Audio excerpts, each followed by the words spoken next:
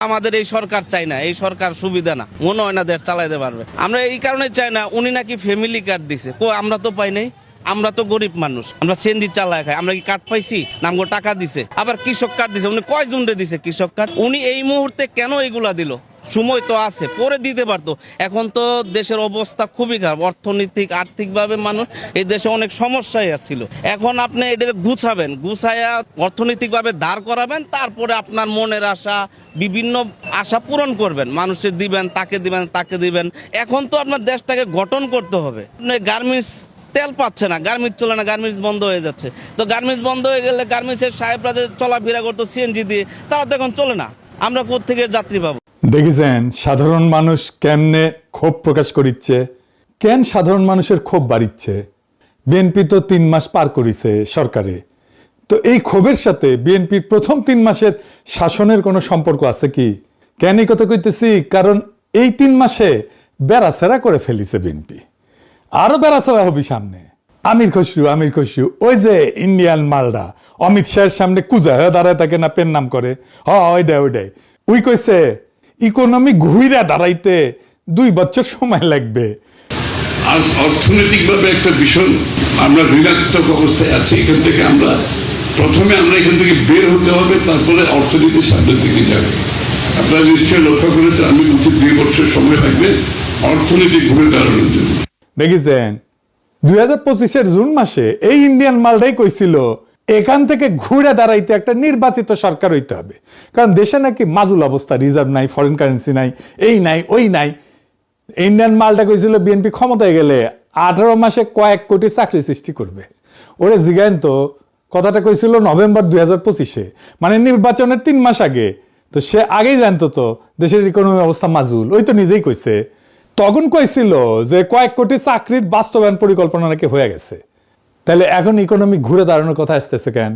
নির্বাচন হইলে তো সব ঠিক হয়ে যাওয়ার কথা, ঠিক কিনা? কয়েক কোটি চাকরির ব্যবস্থা করতে হবে। ইকোনমি কি অবস্থা আছে ওইটা আমাদের দেখার বিষয় না। বিএনপির লোকেরা আওয়াজ দিতেছে ইকোনমির অবস্থা খারাপ তো ইলেকশনের আগেই জানতা, এখন চিক্কর পারো কেন?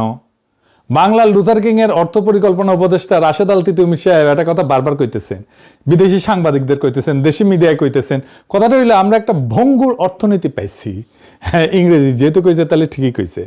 বাংলায় হইতেছে আগের সরকার রেখে গেছে একটা ভঙ্গুর অর্থনীতি, দুর্বল প্রতিষ্ঠান, এবং তার ফলে স্থবির হয়ে পড়া বিনিয়োগ পরিবেশ। আগের সরকার তো প্রফেসর ইউনূসের সরকার। আচ্ছা, আমরা দেখবো নি প্রফেসর ইউনূসের সরকার কেমন ভঙ্গুর অর্থনীতি রেখে গেছিল। তো এই কথাগুলো কেন কইলো তারেক রহমানের মন্ত্রী উপদেষ্টারা? কেন কইতেছে অর্থনীতির কথা, এটা খারাপ অবস্থা, খারাপ, বারবার করে পেঁচাল সারিন্দা বাজাচ্ছে কেন? বিএনপি 3 মাসে কেমন বেড়াছাড়া করে ফেলছে ইকোনমির অবস্থা। আসেন আল্লাহর নামে শুরু করি, ইকোনমির অবস্থা আগের সরকারগুলো আমলে কেমন ছিল। আমি হাসিনার সরকারের আমলের কথাও বিবেচনা নিতেছি, তাহলে বোঝা যাবে বিএনপি কেমন করিচ্ছে। হাসিনার আমলে IMF $4.7 বিলিয়ন লোন প্যাকেজ অনুমোদন করেছিল।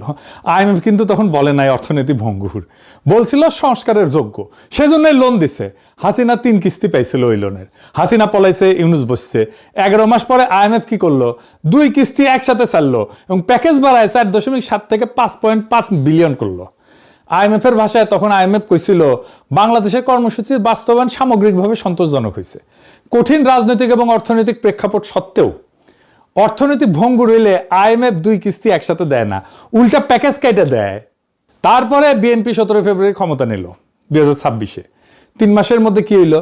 IMF $1.3 বিলিয়ন কিস্তি আটকে দিল। কেন?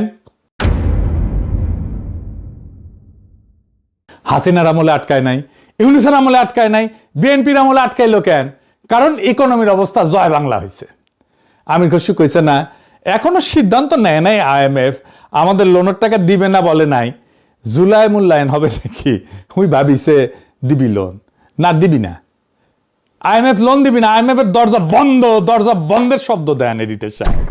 IMF বন্ধ করে নাই দরজা, বিএনপি নিজেই বন্ধ করেছে, নিজে মারিছে। কেমনে পরে দেখুন।